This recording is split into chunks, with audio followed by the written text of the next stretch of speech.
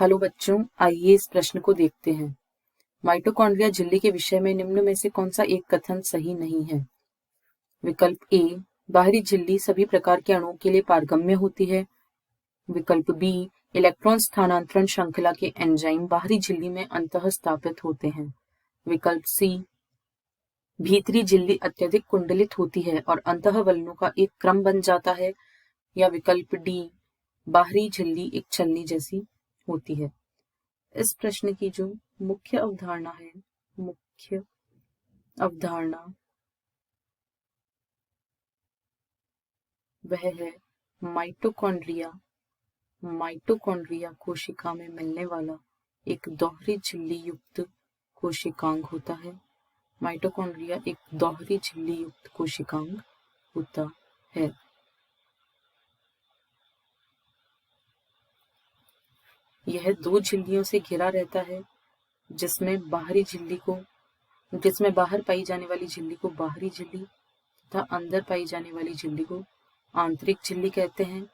बाहरी झिल्ली सतत होती है, उसमें किसी भी प्रकार के वलन देखने को नहीं मिलते हैं, परंतु आंतरिक झिल्ली अत्यधिक कुंडलित होती है, जिसमें बहुत सारे अंतर्वलन देखने को मिलते हैं। इन्हें क्रिस्टी कहा जाता है। माइटोकॉन्ड्रिया की दोनों झिल्लियों की पारगम्यता में बहुत अंतर होता है।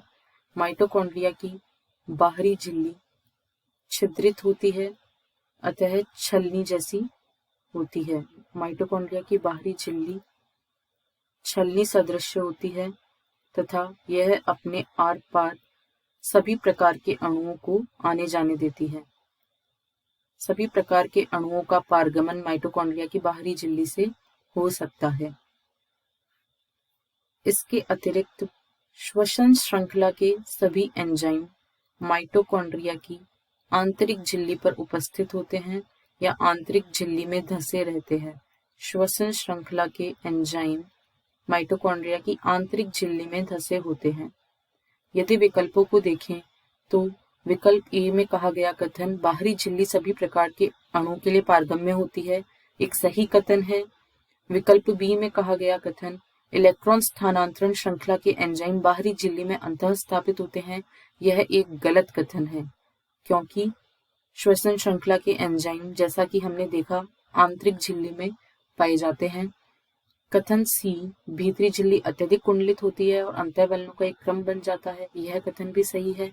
तथा कथन डी, बाहरी झिल्ली छलनी जैसी होती है, यह भी सही कथन है। अतः इस प्रश्न का सही विकल्प है विकल्प बी, क्योंकि इसमें दिया गया कथन गलत है। आशा है आपको प्रश्न समझ आया होगा। धन्यवाद।